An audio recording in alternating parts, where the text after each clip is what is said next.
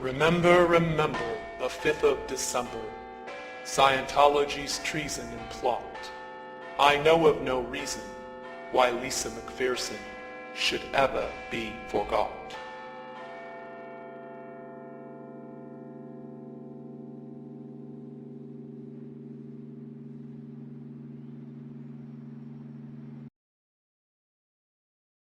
You say the misuse, but I don't know if you're aware that there was a plan in 1955 in this country, Ted, to repeat what was done in Russia.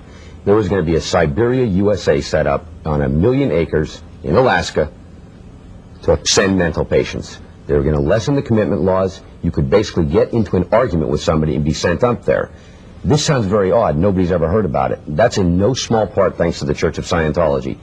People say in the United States that these things can happen here. Mental screening that only took place in the old Soviet Union or communist Vietnam or those places. It's not true. I want to talk in some detail about the Citizens Commission for Human Rights, or the CCHR. The CCHR was created in 1969, founded by the Church of Scientology. If you were president, would you work to phase out the IRS? Immediately.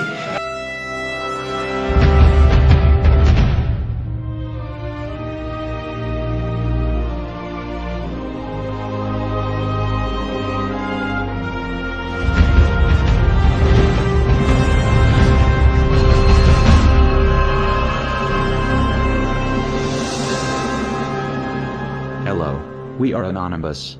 The following is important information concerning the history of Scientology and the Ron Paul campaign.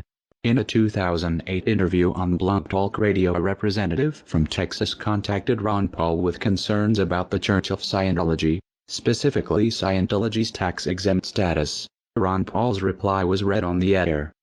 Posted on the site there in Texas where they're trying to outlaw Scientology from the RNC. So I'm going to try and bring them on, and hopefully they are who they say they are. Well, I will tell you that there are multiple chairs from the precincts down there that do have the power to do that are in anonymous, so it could very well be. Yes. Hello? Yes. Is this Maybe? Yes, this is Maybe. Oh, good. I was the Galveston County delegate yesterday. Yes, that's great. Tell us about that. Yes. Well, I was brought in as a delegate under the Ron Paul people, and I'm one of 6 out of District 341, or Precinct 341, and I wrote a resolution out the day before the convention, and just proofread it, asked some people on my IRC if it was okay, and made some changes to it, and it got it worked out, and I submitted it yesterday. And after I had submitted it, they called for a vote, and every single person raised their hands, and it got passed. And it's going to appear, you can go to the website, it's called GalvestonCountyGOP.com, and I'm not sure when they're going to post the resolution on the website, but that's where they said they would be posted. And it's going to be resolution issue number 9, resolutions concerning religious issues, number 162. And it's going to say, be it resolved that the Church of Scientology in the state of Texas be officially regarded as a business and not as a religion. That's the only part of it they're going to be using. What do you think the chances are of getting that passed? And what will the ramifications actually be? The chances of it getting passed, it started out as it's a grassroots campaign, really. And a lot of people think it doesn't have much pull. But if we get enough people involved and enough words out, I think it can become an influential resolution that can be made into a law one day under the Republican Party. Well, God, if the Republicans are on this, man, I may have to change my vote. I'll tell you that. I actually sent Ron Paul an email, and he responded saying he did not support removing their tax-exempt status because he doesn't like taxes. And that's one reason Scientology loves Ron Paul so much, which is stupid. But that's bad.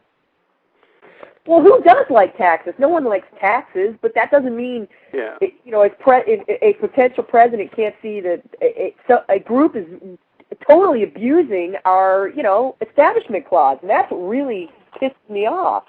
I mean, they shouldn't be allowed to have. shouldn't have a special privilege for one religion over another.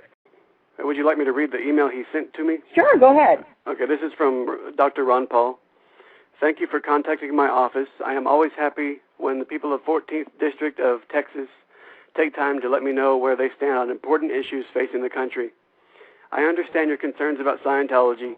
However, I do not favor revoking Scientology's tax exemption because I oppose raising federal taxes on any group or individual, even when I disagree with elements of that group's political agenda.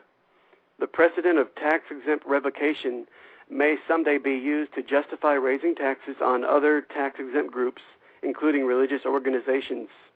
Thanks for writing.